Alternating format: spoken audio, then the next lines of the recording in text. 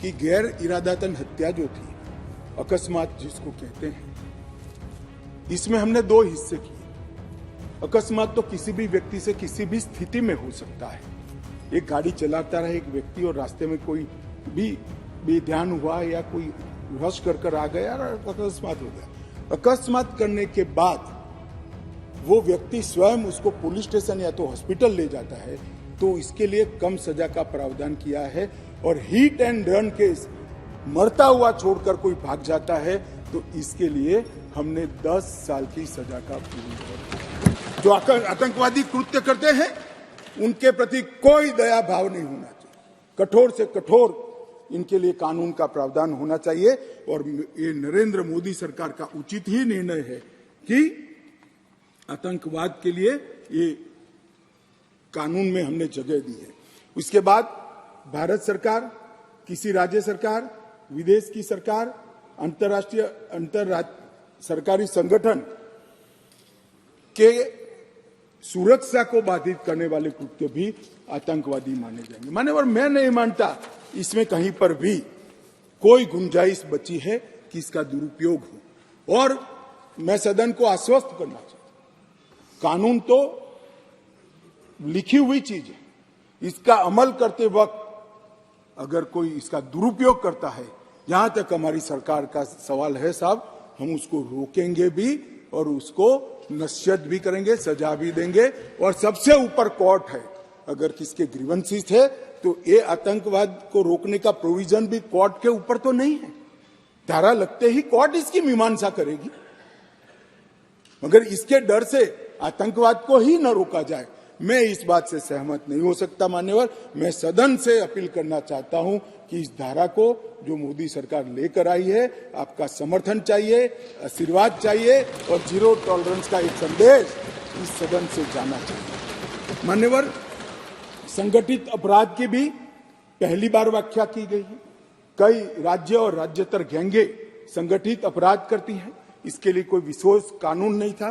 इसके अंदर हमने साइबर अपराध को, आर्थिक अपराध को, भूमि हत्याना को, हथियारों की व्यापार को, डकैती को और मानव लोगों की तस्करी करने व्यक्तियों की मानव तस्करी में, ये सभी को इसके अंदर रखा है।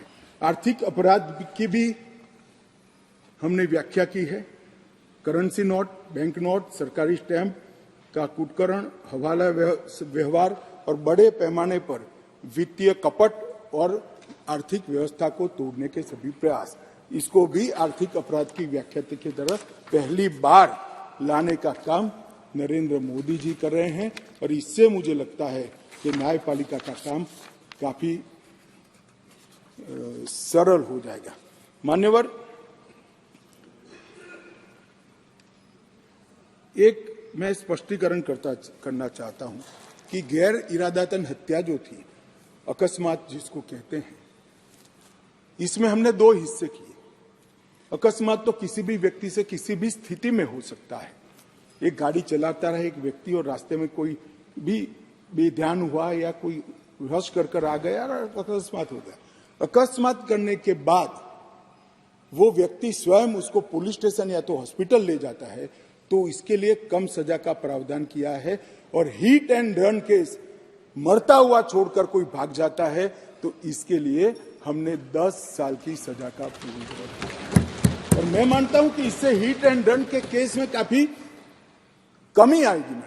पर ये करते करते जो डॉक्टरों की नेग्लिजेंसी से अगर किसी की मृत्यु आती है, तो वो भी गैर इरादतन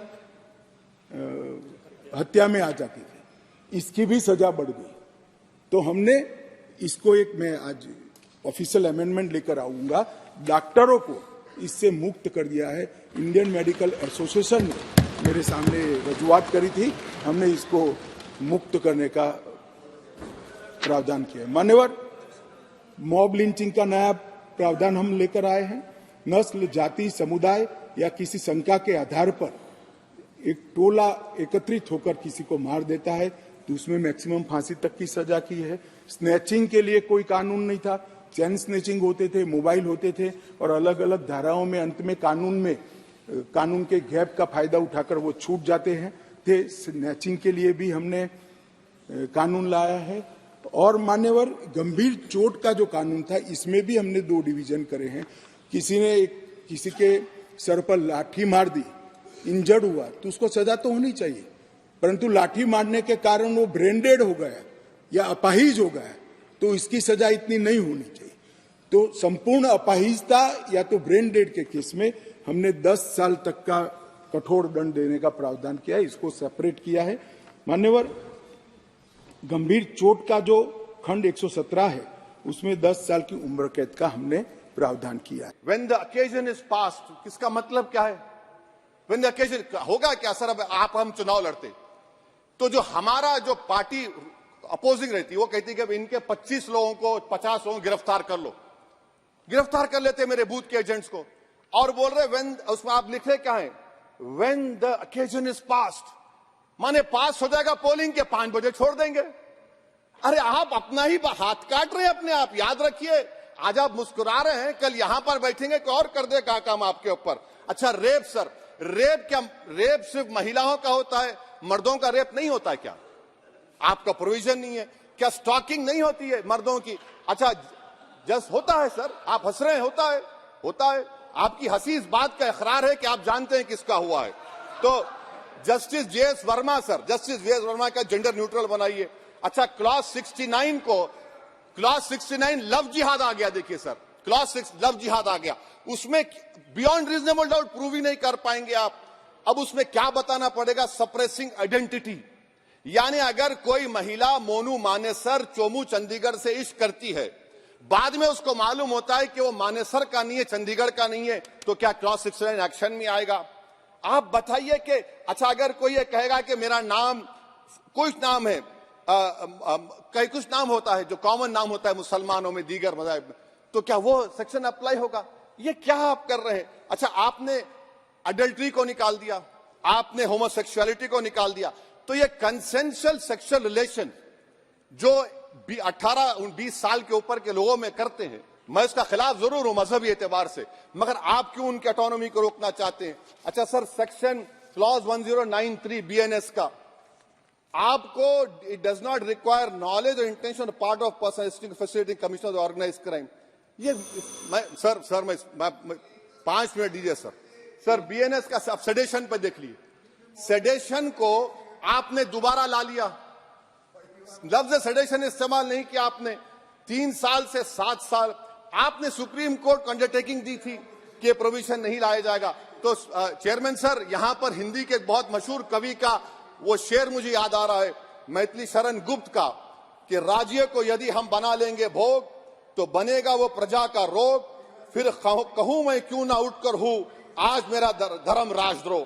कार्ल मार्क्स ने कहा था sir, history repeats itself first as a tragedy, second as a farce. आप क्लॉज 195 1D देखिए, it criminalises the making of publication of false and misleading information jeopardising sovereignty integrity of India.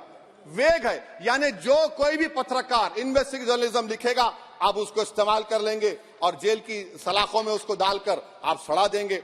Sir, मैं आपको और एक बात बताना चाहूंगा कि रैश एंड नेग्लिजेंट एक्ट जो आईपीसी में था 2 साल थे, 304, आप उसको बढ़ाकर 5 साल कर दिए 1061 में, बीएनएस 1 में।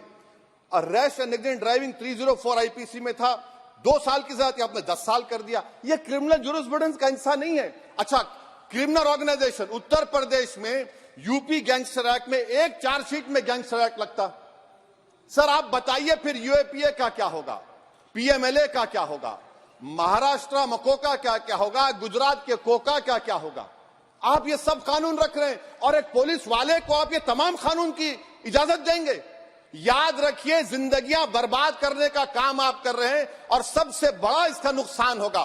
किसका नुकसान होगा? दलितों का, मुसलमानों का, आदिवासियों का। और वो पॉलिटिकल पार्टीज जो कल आज सत्ता में है, कल नहीं रहेंगे, वो बदले की भावना से काम करते हैं। सर, मुझे पुलिस ने पीटा सर, 1999 22 दिसंबर को मेरे सर पर 20 टाके लगे, पीठ से लेकर पैर तक मारा गया। आपको मालूम सर क्या हुआ?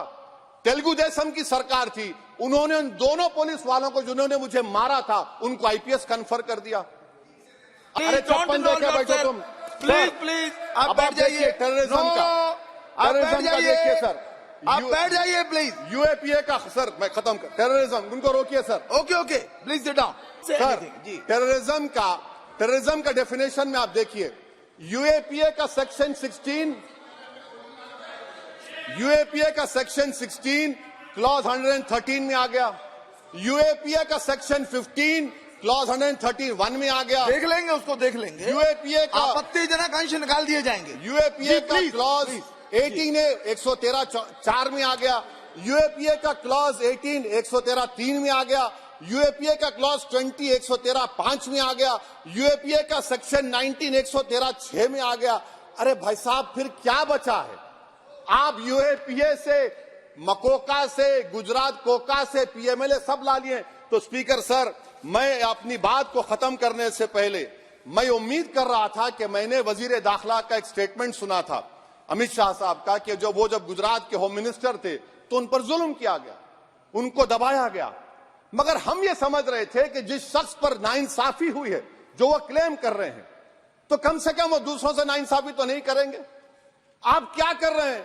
अरे ऐसे हजारों लोग हैं जिन पर जुल्म हो रहा है, ना उनके पास दलील है, ना उनके पास वकील है, ना उनके पास आजादी है। तो ये तीन सर मैं आखिर एक लव ये तीनों कवानीन हमारे मुल्क की जमहूरियत के लिए, इन गरीब तबकात के लिए नुकसानदेह साबित होगा। और ये सरकार को मैं चार्ज दे रहा हूं, आप चेक रिपब्लिक में निखिल गुप्ता बैठा है, लेके आओ ना उसको। कुलभूषण यादव पाकिस्तान में बैठा है, लेके आओ ना। कतर में हमारे फौजी बैठे, लेके आओ ना उनको। अरे कहां तुम्हारी देशभक्ति है? अरे निखिल गुप्ता को लाओ, इस कानून में इस्तेमाल करो। मगर वो नहीं बोलेंगे। मैं इस कानून के मुखालिफत में खड़ा हूं जो भारत की जमहूरियत